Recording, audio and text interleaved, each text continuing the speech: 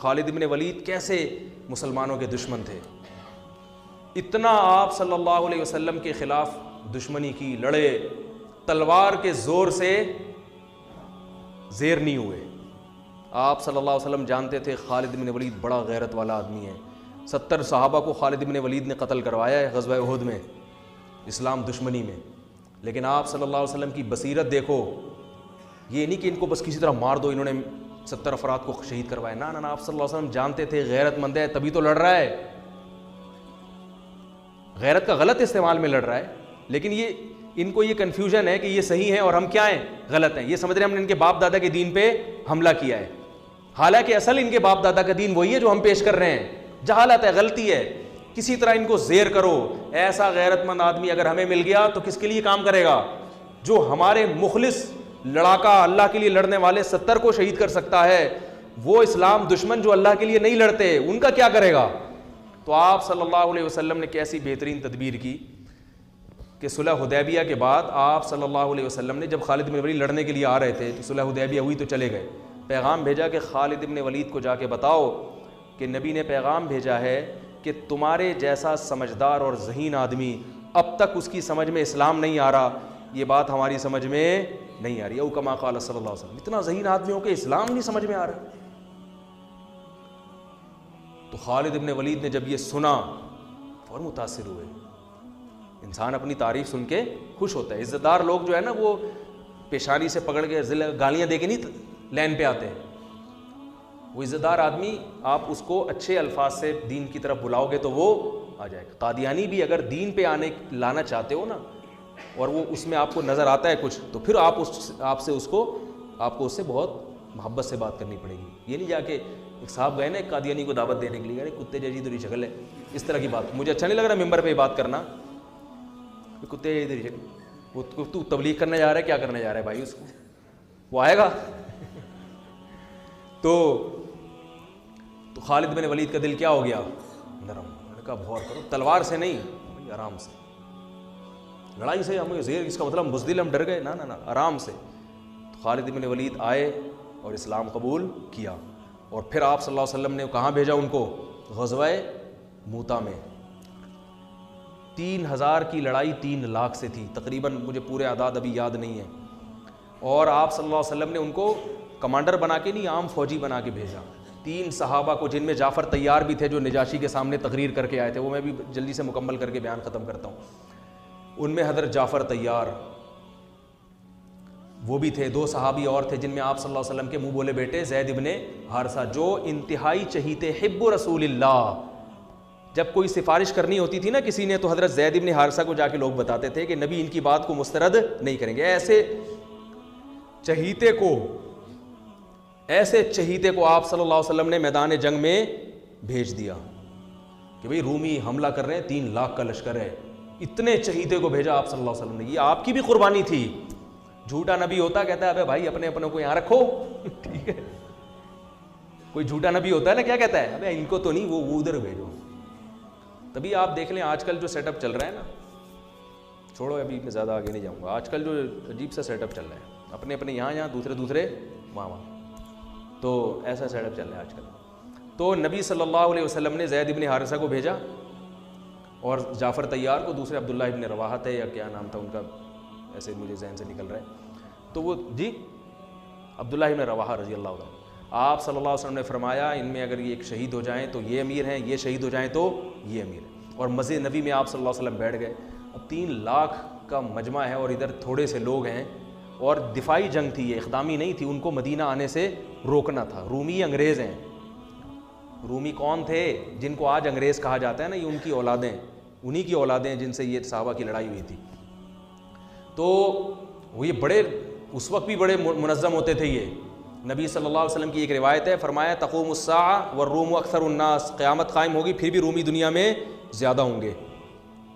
تو ایک تابعین نے جب یہ حدیث سنی، انہوں نے کہا کہ میں یہ ساری قومیں دنیا سے ختم ہو رہی ہیں، اسلام کی تلوار کے نیچے آ رہے ہیں، رومی رہیں گے آخر تک، تو کوئی ان میں یقیناً کوالٹی ہوگی جس کی وجہ سے مسلمان ان کو قرب قیامت تک ہی، گورے تبھی تو دیکھو نا اب تک ہیں، اتنی بڑی بڑی طاقتیں ہیں، باقی روم اور فارس غائب ہو گئے، پتہ ہی نہیں کہاں، اتنی بڑی بڑی طاقتیں تھیں جو ان سے زیادہ مضبوط تھی رومیوں سے۔ تو انہوں نے جب اپنا خفیہ نمائندہ بھیجا نا کہ ان میں دیکھیں یہ کیا ان کی کوالٹی ہے جس کی وجہ سے یہ ایسی شکست نہیں ہوگی، ان کو ان سے جنگ رہے گی. تو انہوں نے یہ نوٹ کیا کہ ان کی کوالٹی یہ ہے. دیکھو صحابہ بھی سیکھتے تھے غیر مسلموں سے بھی، غیر مسلموں میں سے بھی سیکھتے تھے ان کے اندر کیا کوالٹی ہے، تاکہ وہ کوالٹی ہم اپنے اندر بھی پیدا کریں. کون سی بات ہے ان میں، تو وہ سیکھنے کے لیے گئے. تو جا کے دیکھا تو انہوں نے رپورٹ جو بنائی، جو رپورٹ پیش کی وہ یہ تھی کہ ان کو جب شکست ہو جاتی ہے تو یہ دوبارہ لڑائی اس وقت تک نہیں لڑتے جب تک اس شکست کے اسباب پہ غور کر کے اس سبب کو دور نہ کریں. وہ غلطی دوبارہ نہیں دہراتے یہ.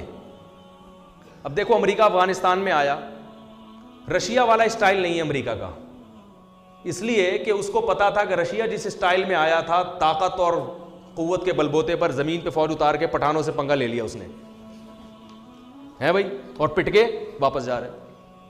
اب ہم لوگ تو مسلمان ہیں نا، صحابہ کے طرز پہ تو ہم چل نہیں رہے، ہم تو وہی غلطی بار بار دہراتے رہیں گے، کرتے رہیں گے. ایک دفعہ وہ پٹ کے آیا، اب جاؤ تم بھی پٹ کے آ جاؤ. ہم تو یہ کرتے رہتے ہیں. ہمارے یہاں کوئی ایسا نہیں ہے کہ بیٹھ کے غور کرو بھائی یہ کیوں ہوا، ملک میں یہ نقصان کیوں ہوا، آئندہ نہ ہو لہذا اس کی تلافی ہو. جیسے بھی قادیانیوں کا جو بل پاس ہو گیا ایک دم سے قادیانیوں کی حمایت میں، تو اس پہ غور ہونا چاہیے یہ ہوا کہاں سے ہے، اس پہ تسلی سے غور ہو کے پھر وہ لوگ سامنے آ جاتے، پھر آئندہ کے لیے ایسا نہ ہو. ان سب چیزوں پہ غور ہونا چاہیے نا. تو میں یہ عرض کر رہا تھا کہ خالد ابن ولید رضی اللہ تعالی، وہ جو تینوں شہید ہو گئے اور ایسی جنگ لڑی ہے انہوں نے. عبداللہ ابن رواحہ نے فرمایا، گوشت کھا رہے تھے انہوں نے چھوڑ دیا، انہوں نے فرمایا کہ زمانہ بہت طویل ہے، دیکھ لیا نا نہیں ٹک سکتے، ان کے سامنے لڑائی لازمی ہے. تو ایک صحابی نے تو اپنی بیوی کو طلاقیں دے دی وہاں کھڑے ہو کر. انہوں نے کہا بیوی یاد آ رہی ہے جس کی وجہ سے میں جنگ میں لڑ نہیں پا رہا، تو اس کو طلاق دی تاکہ اب نہ بچوں کی فکر نہ بیوی کی فکر. اب کیونکہ لڑائی اتنی سخت تھی، ظاہر ہے کوئی ریشو نہیں بنتا نا، اتنے بڑے لشکر کو بھگانے کا کوئی تناسب ہی نہیں بنتا نا، کوئی جنگ کا کوئی کچھ تو ہو. تو اب تو ظاہر ہے صرف جذبہ ہی ہے اور بھرپور لڑائی ہے موت کی. تو وہ موت کی نیت سے تلوار لے کر کود پڑے. یہ ہیں صحابہ جن کو رافضی لوگ گالیاں دیتے ہیں، جن کو برا بھلا کہتے ہیں. تو تلوار لے کر میدان جنگ میں کود پڑے اور شہید ہو گئے. ان کو چانس ہی نہیں تھا. تینوں جب شہید ہو گئے ہیں تو لوگ پریشان ہوئے کہ اب کس کو کمانڈر بنائے. تو لوگوں کی نظر آئی خالد ابن ولید پر کہ یہ میدان یہ 70 انہوں نے وہاں اتنی زبردست جنگ لڑی تھی تو یہاں بھی لڑ سکتے. اور آپ صلی اللہ علیہ وسلم مسجد نبی میں بیٹھ کر صحابہ کو یہ پورا واقعہ سنا رہے ہیں. اللہ نے بطور معجزہ آپ کے سامنے پورا وہ جنگ کا واقعہ آپ کے سامنے رکھ دیا. آپ صلی اللہ علیہ وسلم نے فرمایا عبداللہ ابن رواحہ شہید ہو گئے، حالانکہ بہت دور تھا یہ مدینہ سے، اور آپ صلی اللہ علیہ وسلم کی آنکھوں سے آنسو جاری. یہ معجزے کے طور پر آپ نے بتایا. پھر آپ نے فرمایا کہ جعفر طیار شہید ہو گئے، وہ بھی شہید ہو گئے. انہوں نے جھنڈا ہاتھ میں لیا اور وہ بھی شہید ہو گئے. اور آپ صلی اللہ علیہ وسلم کی آنکھوں سے جعفر طیار تو بہت زیادہ چہیتے تھے نبی صلی اللہ علیہ وسلم کو. حضرت علی کے بعد سب سے بڑا مقام اہل بیت میں حضرت جعفر طیار رضی اللہ تعالیٰ عنہ کا سمجھا جاتا تھا. تو آپ صلی اللہ علیہ وسلم نے صحابی کو خبر دی کہ جاؤ ان کی 4 بیویاں ہیں، ان کو جا کے اطلاع دو کہ وہ شہید ہو گئے ہیں. پھر ان کے بچوں کے سر پہ ان کے چھوٹے چھوٹے یتیم بچے تھے حضرت جعفر طیار کے، ان کے سر پہ آپ صلی اللہ علیہ وسلم نے پیار کیا.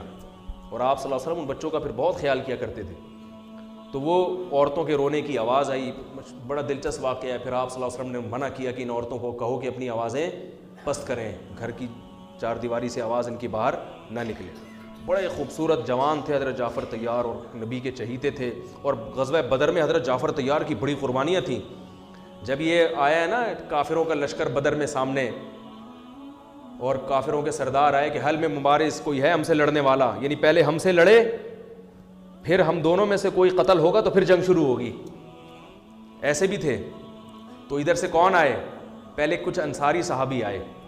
تو وہ جو ولید ابن عقبہ تھا نا، ولید ابن عتبہ، اس نے کہا نہ ہمیں اپنے جیسا چاہیے، ہمیں کیسا چاہیے؟ قریشی سردار ہونا چاہیے جو میرے مقابلے میں آئے، پھر لڑائی کا مزہ آئے. یہ وہ بہادری ہے جو کس میں تھی؟ بولو نا بھائی، عربوں میں. تو ادھر سے پھر حضرت علی آئے، حضرت جعفر طیار آئے، حضرت حمزہ آئے. ادھر سے بھی 3 آدمی ادھر سے بھی 3. تو اس نے کہا نام اکفاؤنا، ہاں یہ ہیں ہماری قوم کے، ہمارے جیسے شیر ہیں، بہادر ہیں، لڑنا جانتے ہیں، ان سے لڑائی میں مزہ آئے گا. اور پٹ گئے تینوں. تینوں کیا ہو گئے؟ تو ادھر سے حضرت جعفر طیار جب آئے نا تو یہ تو بہادری کی بات ہے نا بھائی. ادھر 313 ادھر 1000، اور لڑائی ایسے شروع ہو رہی ہے کہ دونوں میں سے جب تک ایک زندہ ہے لڑائی شروع نہیں ہوگی. اور اس میں کتنا 50% چانس ہے نا اپنے شہید ہونے کا, اور سامنے سے بھی پتا ہے کہ بہادر ترین آدمی آیا ہے. کمزور ہو تو آدمی کہتا ہے میں جاؤں یار, میں بسم اللہ کروں, بلکہ اس میں بھی نہیں جائے گا, وہ کیا یار پٹ پٹائی نہ جاؤں میں. تو ایسے صحابی تھے جعفر طیار, اور وہ غزوہ موتا میں نبی کے کیسے چچا زاد بھائی شہید ہو گئے. تو آپ صلی اللہ علیہ وسلم کی آنکھوں سے آنسو بہہ رہے ہیں, اور آپ نے فرمایا کہ وہ بھی شہید. پھر آپ کے جو چہیتے حب رسول اللہ, نبی کے چہیتے, حب کا ترجمہ اردو میں کیا ہوگا؟ چہیتا. کہتے ہیں نا بڑا چہیتا ہے, لاڈلا ہے, نبی کے لاڈلے جن کو آپ صلی اللہ علیہ وسلم نے لے کے کئی سال پالا ہے, اتنی محبت دی کہ جب ان کے اصل باپ دادا آئے نا ان کو لے جانے کے لیے, تو انہوں نے کہا نہیں نہیں میں نہیں جاتا, میں ادھر ہی رہوں گا. اتنی محبت ہو گئی تھی. اطلاع آئی کہ وہ بھی شہید ہو گئے. تو اب آپ صلی اللہ علیہ وسلم نے فرمایا قد اخذ الرایۃ سیف من سیوف اللہ, اللہ کی تلواروں میں سے ایک تلوار نے جھنڈا ہاتھ میں لے لیا. اس میں اشارہ تھا کہ اب یہ تلوار ٹوٹے گی نہیں, کیونکہ یہ کس کی تلوار ہے؟ اللہ کی. اسی وجہ سے کہا جاتا ہے کہ خالد ابن ولید, حضرت خالد ابن ولید خود بتاتے ہیں کہ میں گھمسان کی جنگوں میں لڑا ہوں شہادت حاصل کرنے کے لیے, مگر کس پر میری موت واقع ہو رہی ہے؟ بستر پہ رو رہے تھے. فرمایا کوئی ایسی جگہ میں نے چھوڑی نہیں ہے جہاں مجھے شہادت نظر آئی ہو اور میں گھسا نہ ہوں اس میں لڑتے ہوئے, مگر موت کہاں آ رہی ہے؟ بستر پہ. علماء نے اس کی وجہ بیان کی ہے کہ جس کو اللہ کے نبی نے اللہ کی تلوار کہہ دیا ہو تو یہ اشارہ ہے کہ اس کو شہادت نہیں مل سکتی, کیونکہ شہادت کا مطلب کافروں کے ہاتھوں قتل, اور کافر نے اللہ کی تلوار کو توڑ دیا, تو یہ نبی کی بات کیا ہو جاتی؟ غلط. تو حضرت جعفر طیار حضرت خالد ابن ولید فرماتے ہیں کہ ہم نے صبح سے لے کے رات تک لڑائیاں لڑتے رہے ہیں, صبح سے لے کے. اس لیے کہتا ہوں اللہ کے بندوں کچھ ایکسرسائز کیا کرو, خدا کے بندوں. صحابہ کتنا اسٹیمنا چاہیے. میں یہ نہیں کہہ رہا تلواریں چلانے کے لیے ایکسرسائز کریں, پھٹنے کے لیے کریں, اس کے لیے آرمی ہے, فوج ہے. جہاد کرنا ہے, جنگ لڑنی ہے, کس کو جوائن کرو؟ آرمی کو جوائن کرو, ملک کی حفاظت کرو. اپنے ہی لوگوں پہ جا کے پھٹ جانا یہ جہاد بولو نا بھائی نہیں ہے. لیکن یہ تو پتہ چلتا ہے نا کہ جب ملک کو ضرورت ہوئی, جب دین کو ضرورت ہوئی لڑنے کے لیے, مذہب کو ضرورت ہوئی لڑنے کے لیے, تو لڑنے کے لیے کچھ گدے پہ بیٹھ کے لڑائی سیکھو گے کیا؟ اور صحابہ کا اسٹیمنا کتنا تھا. صبح حضرت خالد بن الولید تلوار کتنی بھاری ہوتی کہ آپ اٹھا کے دیکھیں, وہ جو تلواریں تھیں وہ یہ قصائیوں کی چھریاں نہیں ہوتی تھیں, اتنی بھاری بھرکم تلواریں. فرماتے ہیں صبح فجر سے لے کے رات مغرب تک ہم تلواریں چلاتے رہے, اور میرے ہاتھ میں 9 تلواریں ٹوٹی ہیں, 9 تلواریں. اتنے لاکھ مجمع کے ساتھ لڑنا, اور کہتے ہیں میں اتنا قتل کیا ہے بندہ میں نے کہ ان کا اتنا زور تھا, مدینہ ہاتھ سے چلا جاتا صحابہ کے, مدینہ ہاتھ سے چلا, مدینہ کا دفاع تھا یہ. کہہ رہے ہیں اتنی تلوار چلی ہے کہ پھر وہ حضرت خالد بن جوش میں نا اشعار میں وہ پڑھا کرتے تھے. اور تو 9 تلواریں ٹوٹی ہیں, 9 تلواریں چلا چلا کے, تلواروں سے تلواریں مار مار کے ٹوٹی ہیں, پھر دوسری تلوار لیتے تھے. اور کہتے ہیں ہم پھر شاعری میں اپنی بہادری کے واقعہ بیان کرتے تھے کہ ہم نے جنگ کے موقع پر یا اس طرح تحدیث بن نعمت کے طور پر یہ بہادری بیان کرنا غلط نہیں ہے. تو بتاتے تھے ہم نے کھوپڑیوں کے مینار بنا دیے, کیونکہ 3 لاکھ سے مقابلہ اتنا قتل ہوا ہے, پھر وہ دشمن بھاگا ہے وہاں سے.